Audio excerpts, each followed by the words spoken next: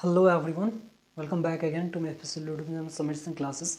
I'm Samit here again to teach you the subject maths. Okay, so in the last session we have understood how to solve question number 2 and 3 of the same exercise, and today we are going to understand how the question number 4 is going to be solved. Most important thing is that कि आज जो है हम लोग बहुत shortcut way भी apply करेंगे questions को सॉल्व करने के, कैसे क्वेश्चन को बहुत इजीली बहुत अच्छे वे में और बहुत सिंप्लीफाई करके ही बहुत कम टाइम में ही क्वेश्चन को हम लोग सॉल्व कर लेंगे, ये भी हम लोग सीखने का प्रयास करेंगे. Okay, so without wasting our time, just come on the topic directly and try to understand how the question of 4 is going to be solved. Okay, so what the first question of 4, ये तो पढ़ने की कोई ज़रूरत है नहीं मुझे जहाँ तक लग रहा है.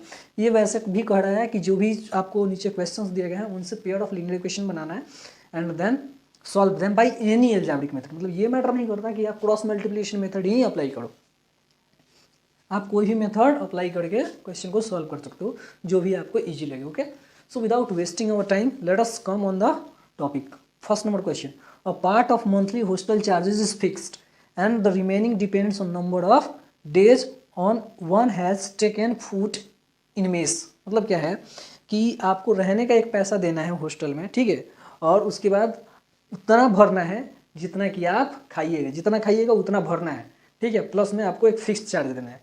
सब फिक्स कर दिया मैंने कि 500 रुपये तो बस फिक्स है और रोज़ के खाने के अनुसार आपको पैसा लगेगा, ये कहना चाहता है. आगे क्या कर रहा है कि one has taken food in mess when a student a takes food for 20 days she has to pay ₹1000 as hostel charges.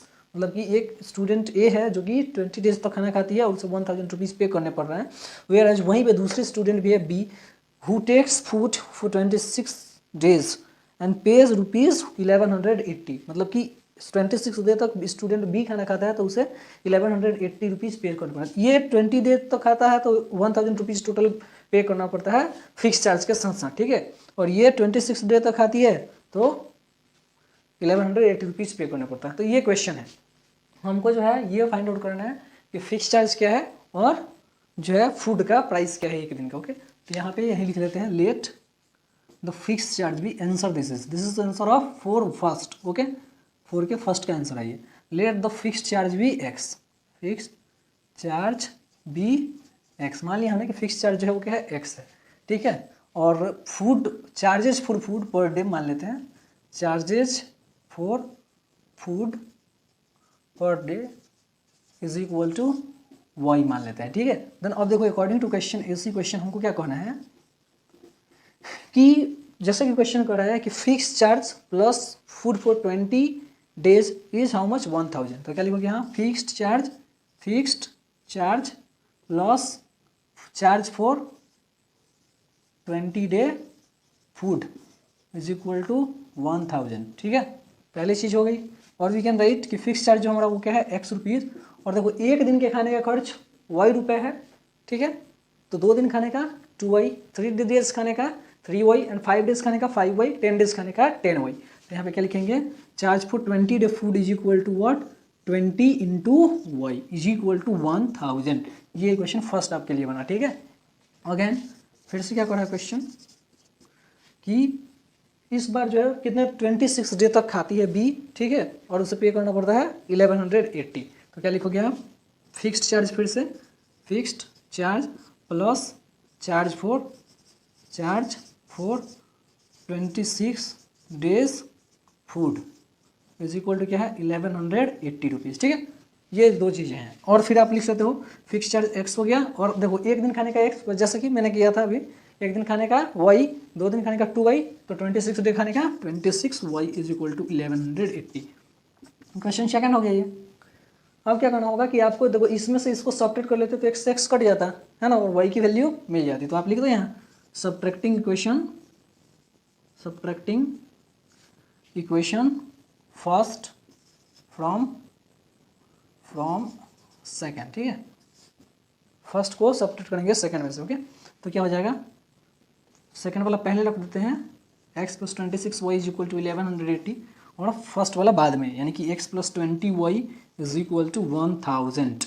अब सब्ट्रैक्ट कर देंगे, सब्ट्रैक्शन के लिए माइनस की साइन लग जाएगी एंड क्या हो जाएगा 26 में से 20 गया तो 6y इज इक्वल टू, और x से तो x गया 6y is equal to 180 remaining रहा, तो y की वैल्यू कितनी हो जाएगी, वह 180 को वो डिवाइड करता 6 से जाता उधर से, then it will be 30। y की वैल्यू आ गई 30। अब क्या करोगे आप, पुट कर दोगे y की वैल्यू को फर्स्ट वाले इक्वेशन में या सेकंड वाले इक्वेशन में, क्या लिखोगे, putting y in equation first वाले में रख देते हैं, क्या हो जाता है x plus 20 multiplied y is how much, that is 30।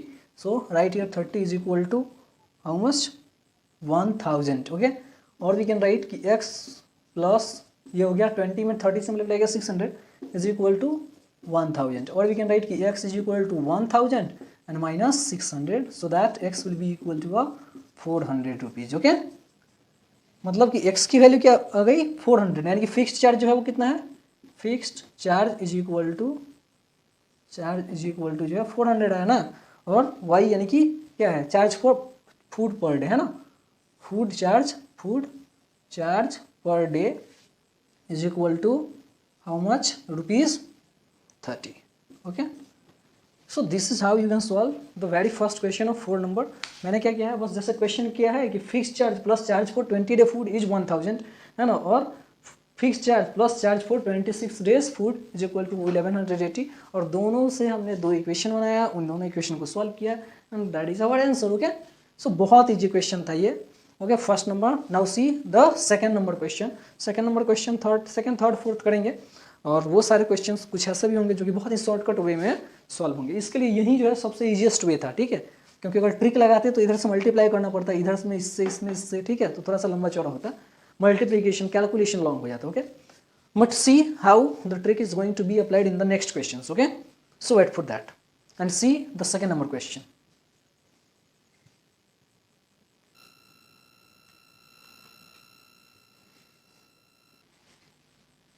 Okay, so I am letting it go question number 2, and we are going to solve question number 3 because question number 2 is the easiest question. Okay, now see question number 3.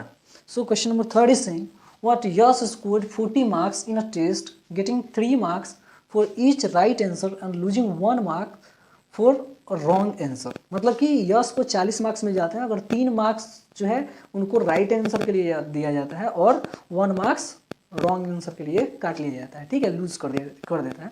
Then had 4 marks been awarded for each correct answer and 2 marks been deducted for each incorrect answer, then Yash would have scored 50 marks. मतलब कि अगर क्या किया जाए, marks को 4 number दिया जाए, एक करेक्ट आंसर के लिए 4 मार्क्स दिया जाए और एक इनकरेक्ट आंसर के लिए 2 मार्क्स को कट कर लिया जाए, तब उसको कितने मिलते हैं, 50 मार्क्स मिलते हैं। ओके, तो आपको जो है टोटल नंबर ऑफ क्वेश्चंस निकालना है। ओके, बहुत ध्यान से सावधानी से समझना है। मान लेते हैं कि वो जो है कितना x करेक्ट किया, ठीक है, और y जो है इनकरेक्ट किया, लेट क्या लिखेंगे, this is third number answer. क्या है कि let the number of correct questions is equal to what, x। Okay, and the number of incorrect answers, incorrect या फिर क्वेश्चंस ले लेते हैं, incorrect questions is equal to how much, y। ठीक है, तो अब देखो अकॉर्डिंग टू क्वेश्चन जैसे कि कर रहा है ऐसी क्वेश्चन। ओके, देखिए आप ये बात समझिए कि क्या है, अगर 4 मार्क्स 3 मार्क्स उसे एक क्वेश्चन के लिए मिलते हैं, ठीक है, तो total correct marks for correct minus क्या करता हूँ हम लोग, मार्क्स फॉर इनकरेक्ट। ऐसा मैं क्यों कर रहा हूँ अभी समझा रहा हूँ। इनकरेक्ट इज इक्वल टू कितना हो जा रहा है 40। देखिए आपको क्या है ये बात समझना कि उससे करेक्ट क्वेश्चंस के लिए जितने भी मार्क्स मिले होंगे, ठीक है, जितना करेक्ट आंसर उसने किया तो उसके लिए जितने भी मार्क्स मिले होंगे उसमें से हमको इनकरेक्ट वाले मार्क्स को क्या करना होता है, सब्ट्रैक्ट करना होता, तभी जाके उसका रिजल्ट प्रिपेयर होता है। ये समझने वाली बात है क्या, कि करेक्ट जितना भी करेक्ट मार्क्स है उसमें से इनकरेक्ट के मार्क्स को सब्ट्रैक्ट कर देंगे तो हमको क्या मिलेगा, आंसर ओरिजिनली मिलेगा। तो अब देखो जैसे क्या है कि इस पर 3 marks for each right answer मिल रहा है। तो देखो राइट के लिए एक्स नंबर है राइट के लिए, और एक के लिए अगर 3 मार्क्स मिल रहा है तो एक्स के लिए कितना मिलेगा, 3x मिलेगा। तो करेक्ट के लिए टोटल कितना हो गया 3x माइनस इनकरेक्ट के लिए y मिल रहा है, ठीक है, मतलब कि इनकरेक्ट क्वेश्चन जो है कितने हैं, y है, और एक इनकरेक्ट के लिए 1 मार्क्स लूज हो रहा है, मतलब क्या हो जाता है 1y। टोटल जो मार्क्स इनकरेक्ट के लिए होता है वो 1y हो जाता है, इज इक्वल टू 40। ये हो गया फर्स्ट इक्वेशन। अगेन इस बार बहुत आसानी से प्यार से समझ लेना कि इस बार क्या किया जा रहा है, करेक्ट के लिए 4 मार्क्स दे रहा है, मतलब कि टोटल मार्क्स फॉर करेक्ट क्या हो जाएगा 4x, ठीक है, and total marks for incorrect is equal to इस पर क्या हो जाना चाहिए 2y, ठीक है, मतलब क्या लिखना चाहिए था आपको 4x minus 2y is equal to क्या हो जा रहा है 50, सेकेंड इक्वेशन बन गया। ओके, बहुत सिंपल सा चीज़ है, कुछ बहुत बड़ा जो है पहाड़ नहीं है जिसको कि आपको तोड़ना है। Okay, this is the very simple thing to understand. अब आपको ये दो इक्वेशंस मिल रहे हैं, क्या आप इसको ऐसे लिख सकते थे कि इसमें से 2 को अगर कॉमन ले लेते तो x minus 2x minus y is equal to 50 हो जाता है, क्योंकि यहाँ से जब 2 को निकाल लिया तो अंदर बचा सिर्फ 2x, फिर यहाँ से 2 निकाल लिया तो सिर्फ 1 बच गया। तो और वी कैन राइट कि 2x minus y is equal to, इसको 2 को इधर से भेज देंगे तो क्या बच जाएगा 25, ये हो गया। इसको सेकंड नहीं लेते हैं, यहाँ पे ले लेते हैं कि ये सेकंड इक्वेशन। ओके, अब देखो जैसे कि यहाँ पे भी क्या है y है, यहाँ पे भी y है, तो इसको कट करने के लिए हमको ऐड करना होता है, तो यहाँ पे क्या लिखोगे आप adding both equations, adding equation first and second, यानी कि दोनों इक्वेशन को ऐड कर देंगे तो क्या हो जाता है 3, नहीं एडिंग नहीं सब्ट्रैक्टिंग करते हैं, क्या लिखोगे आप सब्ट्रैक्टिंग इक्वेशन 1 एंड 2, तो क्या लिखोगे पहले लिख दो 3x minus y is equal to 40, यही ना फर्स्ट वाला।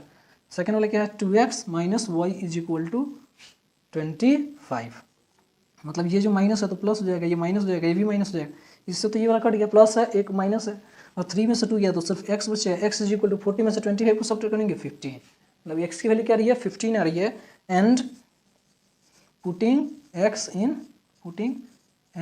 इन इक्वेशन फर्स्ट, मतलब कि फर्स्ट वाले में x की वैल्यू को रख देते हैं, तो फर्स्ट वाला क्या है 3 इंटू एक्स, तो x के जगह पे क्या है 15, 3 into 15 minus y is equal to क्या है 40 है। ओके, तो 3 5 या 15 3 या 45 minus y will be equal to 40 हो जाता है, और minus y is equal to क्या हो जाता है 40 माइनस 45, तो जब आप 40 में से 48 सब्जेक्ट हो then minus 5 will remain, means minus y is equal to क्या हो जाता है -5, माइनस से माइनस गया और वाई इज इक्वल टू हो जाता है 5। ओके, मतलब कि जो देखो करेक्ट आंसर्स जो हुए, करेक्ट क्वेश्चंस को जो सॉल्व किया उसने, तो करेक्ट क्वेश्चंस कितना सॉल्व किया 15, और इनकरेक्ट कितना सॉल्व किया 5, तो 15 5 जाए 15 प्लस 5 को ऐड कर देंगे तो टोटल नंबर ऑफ क्वेश्चंस मिल जाएगा, total questions is equal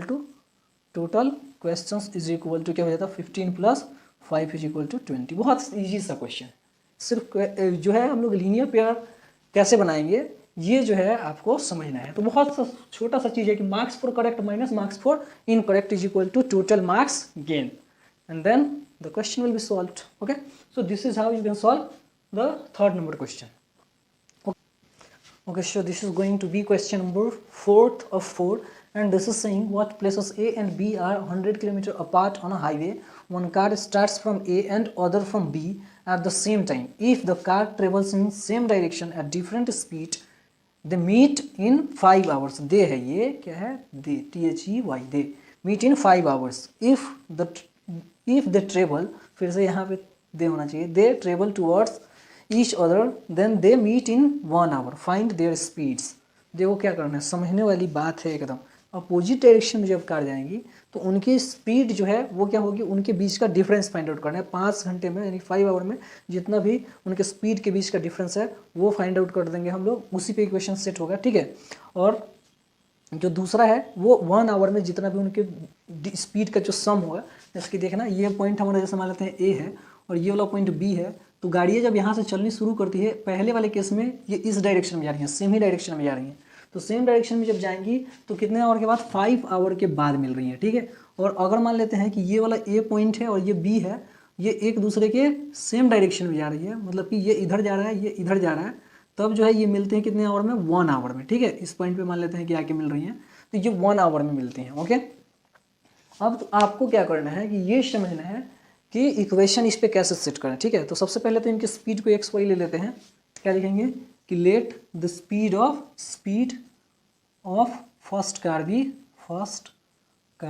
B x kilometre per hour. ठीक है, and the speed of second car be y kilometre per hour, ये आपको पहले लेट करना है। ओके, नाउ देखो क्या करना है आपको, नाउ क्वेश्चन जैसे कह रहा है, सबसे फर्स्ट वाले स्टेटमेंट को पढ़िए, one car start from A and other from B at the same time, if the cars travel in same direction at different speed the meet in 5 hours. ठीक है, तो ये 5 आवर्स में मिल जाएंगी। तो देखो अगर हम क्या कहें कि 5 आवर में पहले कार का डिस्टेंस, ठीक है, माइनस 5 आवर में दूसरे कार का डिस्टेंस इज इक्वल टू क्या हो रहा है 100 किलोमीटर। तो आपको क्या लिखना चाहिए था यहाँ कि 5x माइनस 5y और इन दोनों का बीच का डिफरेंस कितना है 100। और वी कैन राइट कि 5 इसमें से कॉमन कर लेंगे तो x minus y is equal to 100 हो जाता है। ये 5 उधर जाकर डिवाइड होता है तो x minus y will be equal to of 20 हो गया। ये फर्स्ट इक्वेशन बन रहा है, ठीक है। अगेन जो सेकंड वाला इक्वेशन है इस बार 1 आवर का बात है, तो लेकिन और डायरेक्शन कैसा है, बिल्कुल एक दूसरे का अपोजिट डायरेक्शन, यानी कि गाड़ियाँ, एक गाड़ी इधर जा रही है तो दूसरी गाड़ी इधर, तो दोनों के बीच का जो हमको क्या करना है एडिशन कर देना है दोनों के स्पीड्स को, है ना। 1 आवर में जितना भी ट्रेवल किया गया तो वो हो जाएगा 100 किलोमीटर के बराबर। मीन्स हमको ये लोग क्या लिख सकते थे यहाँ पे 1x प्लस 1y। यहाँ पे मैंने सब्ट्रैक्ट क्यों किया है, क्योंकि अपोजिट डायरेक्शन में जा रही थी।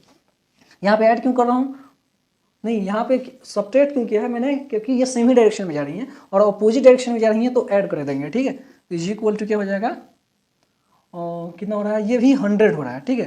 तो x plus y is equal to हमको मिल रहा है 100, ठीक है। दोनों इक्वेशंस हैं, दोनों का ऐड कर देते हैं। Adding both equations, adding equation first and second, इन दोनों इक्वेशन को आप क्या कर लोगे, ऐड कर लोगे।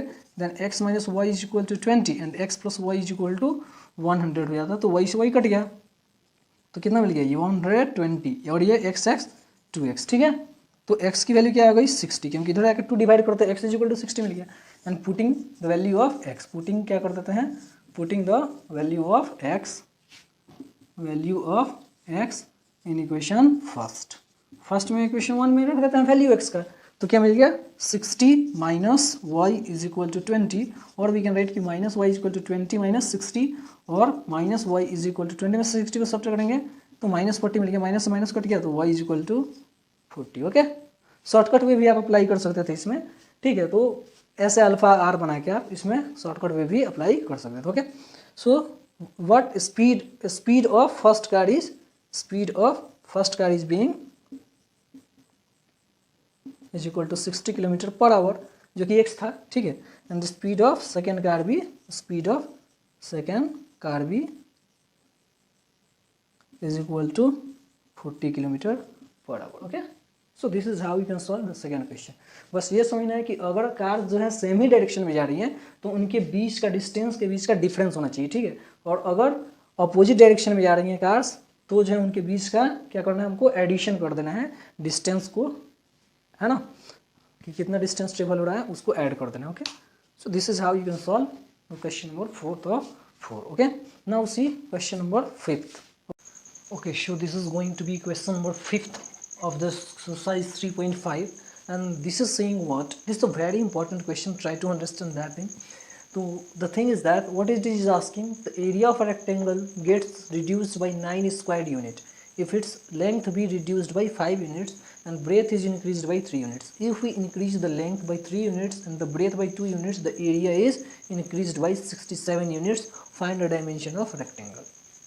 इतना लंबा चौड़ा क्वेश्चन, बस समझ लो क्या करना चाहता है कि जो एरिया है रेक्टेंगल का वो रिड्यूस हो जा रहा है 9 स्क्वायर यूनिट से, अगर उसके लेंथ को 5 स्क्वायर यूनिट डिक्रीज कर दिया जाए और ब्रेथ को 3 यूनिट्स इंक्रीज कर दिया जाए। वैसे ही लेंथ को अगर 3 यूनिट इंक्रीज किया जाए और ब्रेथ को 2 यूनिट इंक्रीज किया जाए तो एरिया 67 यूनिट इंक्रीज हो जाता है, ठीक है। तो हमको इसके डायमेंशंस निकालने, मतलब कि लेंथ और ब्रेथ निकालने हैं। डायमेंशन मतलब यही होता है, रेक्टेंगल का डायमेंशन मतलब लेंथ और ब्रेथ। सो लेट अस सी, हम करते हैं कि लेंथ को लेट कर लेते हैं, लेट लेंथ भी एल, लेंथ तो हमने एल कर लिया, and breadth be B, breadth को क्या कर लिया बी।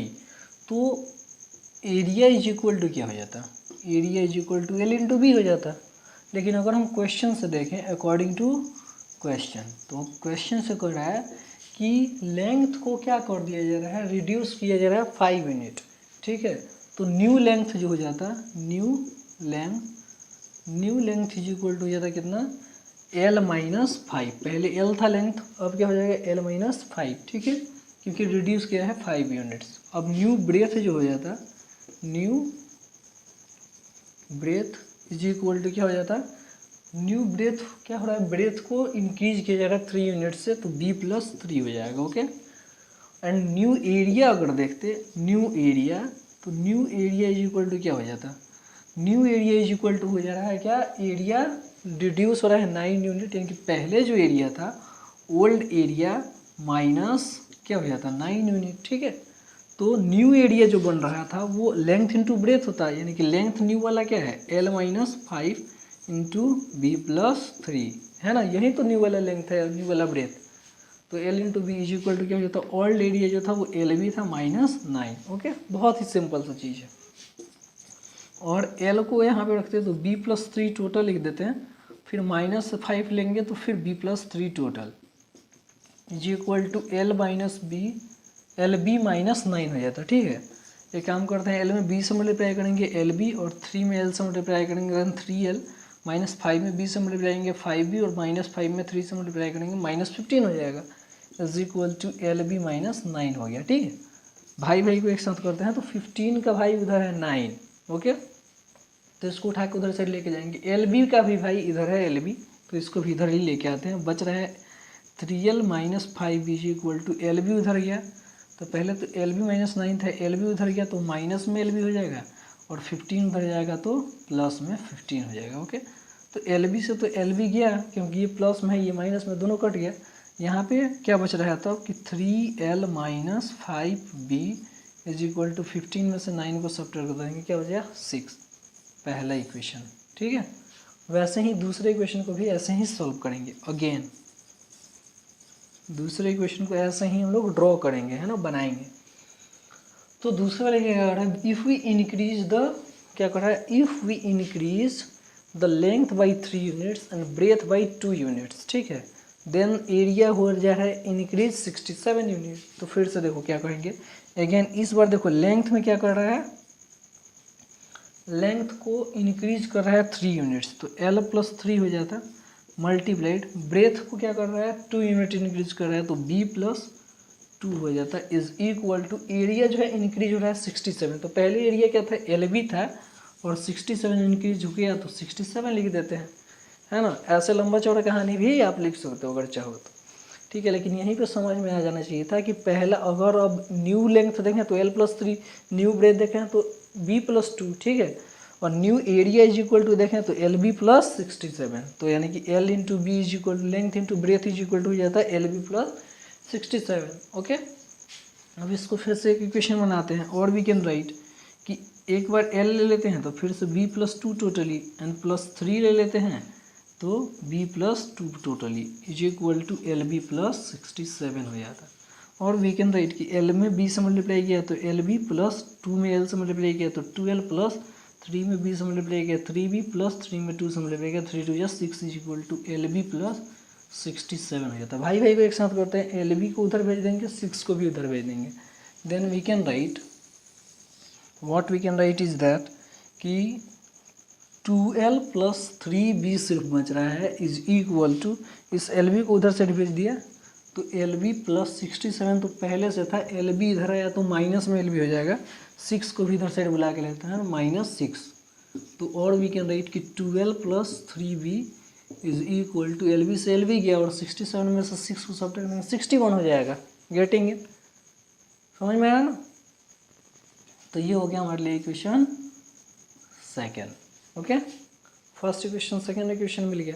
एक काम करते हैं, इसको और ज़्यादा इंक्रीज करते हैं, तो और इसी को हम लोग लिख सकते थे क्या कि 2L is equal to 61 minus 3B, ठीक है, और L इज इक्वल हो जाता 61 माइनस 3B बाई 2, ठीक है। ये L की वैल्यू मिल रही है, ओके। इसी L की वैल्यू को कहाँ रख देते हैं, फर्स्ट वाले इक्वेशन में रख देते हैं। तो पुटिंग यहाँ पे लिख लेना, putting L in equation first, यानी कि फर्स्ट वाले इक्वेशन में L की वैल्यू को रख देते हैं, यानी कि आ जाएगा ये 3 into 61 minus 3B by 2 and minus 5B is equal to 6 हो रहा है, बाई में 1 ले लेते हैं, ठीक है। और क्या हो जाता है, 3 में मल्टीप्लाई करेंगे 61 से तो कितना हो जाएगा 183, माइनस 3 में 3 से मल्टीप्लाई करेंगे 9B बाई 2 हो गया minus 5B by 1 is equal to 6। और देखो 2 का 1 का एलसीएम कितना हो जाएगा, सिर्फ 2 ही रहेगा, ठीक है। और ऊपर में जो है 183 माइनस 9B हो गया, 5 में 2 से मल्टीप्लाई करेंगे, क्योंकि 1 2 या 2 है, तो 5 में 2 से मल्टीप्लाई करना होता है 10 भी हो जाता है, minus 10b is equal to 6। अब इसको इधर मल्टीप्लाई कर देंगे, 6 2 या 12 और 83 तो 183 तो 183 ही रहा, माइनस हो गया 9b और 10b माइनस 19b। और एक काम करते हैं, इसको उठा के उधर से लेके जाते हैं, means minus 19b is equal to 83 इधर आएगा तो 12 माइनस 183। और वी कैन राइट कि minus 19b is equal to minus 161 हो जाता है ना, 183 में से 12 को सब्ट्रैक्ट कर देंगे। ओके, तो माइनस से फिर माइनस कट गया and b is equal to 161 by 19, तो 19 नहीं 71 बचेगा, तो 171, तो ये 9 टाइम्स में कट गया, means b is equal to क्या आ रहा है 9, b इज इक्वल टू 9 आ रहा है। अब इसको इक्वेशन सेकंड लेते हैं यहाँ पे, ठीक है। सेकंड वाले में अगर b की वैल्यू को प्लेस कर दिया जाए तो l की वैल्यू निकल जाएगी, मीन्स वी कैन राइट कि और l is equal to 61 minus 3 multiply 9 by 2, और वी कैन राइट कि l is equal to 61 minus क्या हो जाता है 27 बाई 2, तो 61 में से 27 को सब्ट्रैक्ट कर लो आप, 61 में से 27 को सब्ट्रैक्ट करोगे, 11 में से 7 जाएगा तो 11 में से 7 क्या 4, ठीक है। और फिर 5 में से 2 जाएगा तो 3, यानी कि 34 बाई 2 हो गया, और L will be equal to of 17, है ना। Means length was what, means length is equal to 17 and breadth is equal to how much 9। So this is our answer. Okay, this was the simplest question। जैसा question कर रहा था बिल्कुल वैसे करना था कि लेंथ में से 5 डिक्रीज किया और ब्रेथ में 3 ऐड किया, तो पहले वाले एरिया से 9 सब्ट्रैक्ट हो गया, ठीक है। दूसरे वाले को वैसे ही करना था कि लेंथ में 3 ऐड किया, ब्रेथ में 2 ऐड किया, तो पहले वाले एरिया से 67 इंक्रीज हो गया, यानी कि एल बी प्लस 67 हो गया। और इन दोनों के हेल्प से हमको 2 इक्वेशंस ड्रॉ करने थे। ओके, नहीं समझ में आया एक बार और अच्छे से इसको देखना रिकेप करके। Okay, so this was too much for today and we have understood totally how to solve exercise 3.5 and exercise 3.6 के भी सॉल्यूशंस आएंगे, but before that in tomorrow video we will upload the refraction of light. Okay, so continue watching our videos like you all are doing and try to understand the whole things whatever I just wanted to teach you. Okay, so thank you for today. See you soon with the new topic, that is refraction of light. Thank you. See you soon.